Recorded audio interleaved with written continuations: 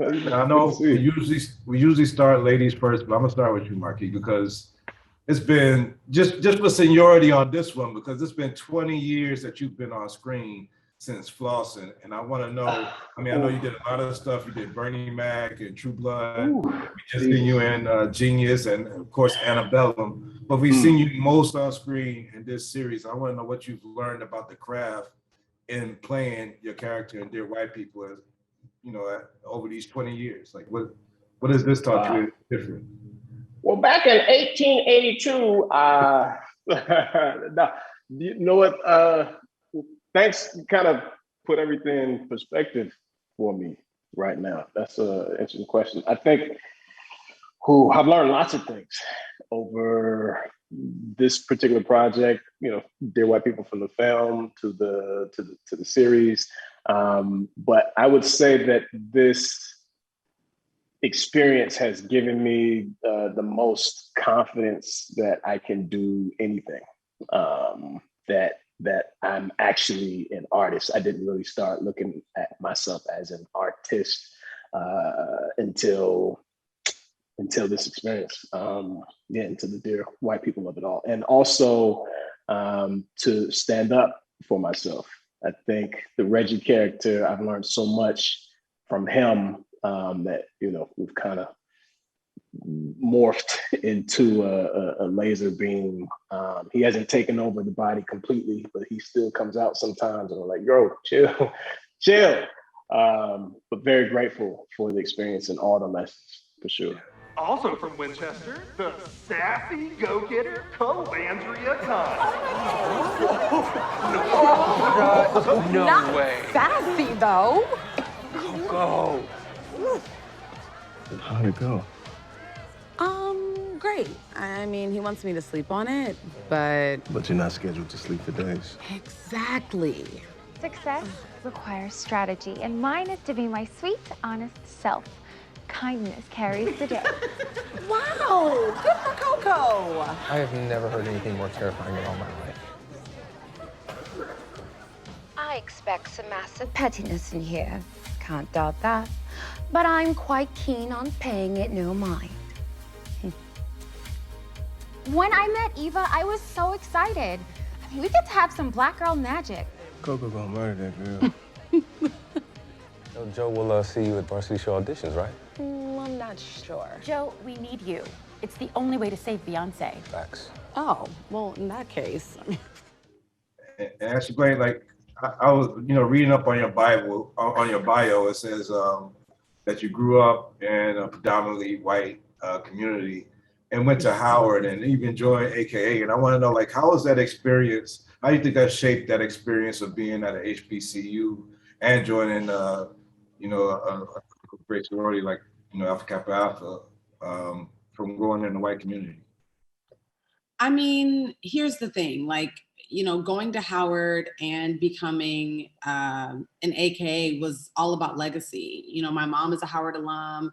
My Nana was a soror. So, for me, the environment that I grew up in was very different than the way I was raised and the type of, and how my parents instilled so much of Black culture within me. I mean, it was unavoidable. I'm a Black woman and have Black parents and, so it was really just where I grew up. And if anything, it helped me feel like I grew up in a very diverse environment. I grew up in a predominantly white community and went to predominantly white schools. But then, I went to Howard for 4 years, and that, as you know, that's the ultimate experience.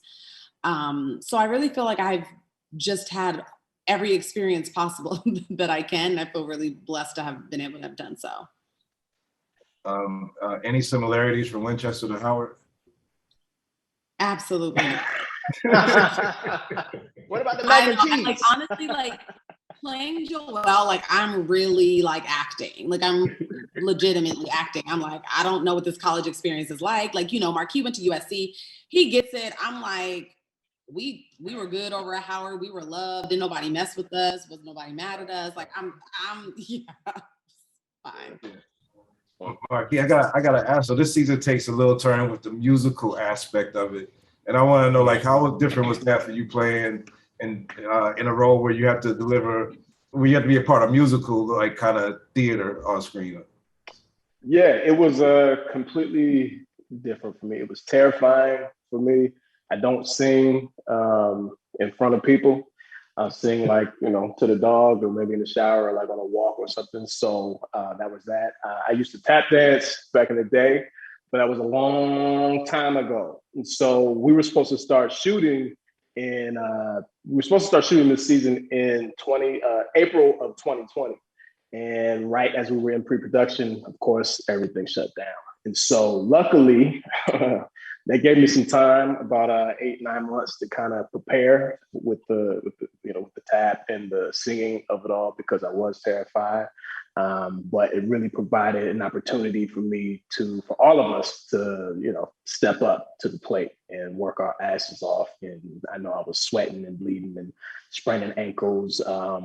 But I'm very blessed and got the chance to work with Kathy Nicholas of the Nicholas brothers. She's the granddaughter of Fayard. So just to be able to have that experience and to reconnect with, the ancestors and all of that was a very uplifting experience, especially in the time that we were shooting, with COVID, with the summer of 2020 that we just had, with everything that was going on. That was one of the examples of just me being able to find the joy in the crevices of the crazy, crazy time that we were living and shooting in. Well, I appreciate your time, and I feel like my first year grad. I feel like I've been through the movie to these 4 seasons, and now I'm like in grad school with you guys. And I appreciate the time. Y'all keep on doing your thing. Go keep on being a fan. Thank you. Thank you, Jamal. Appreciate you. Thank you. See you on the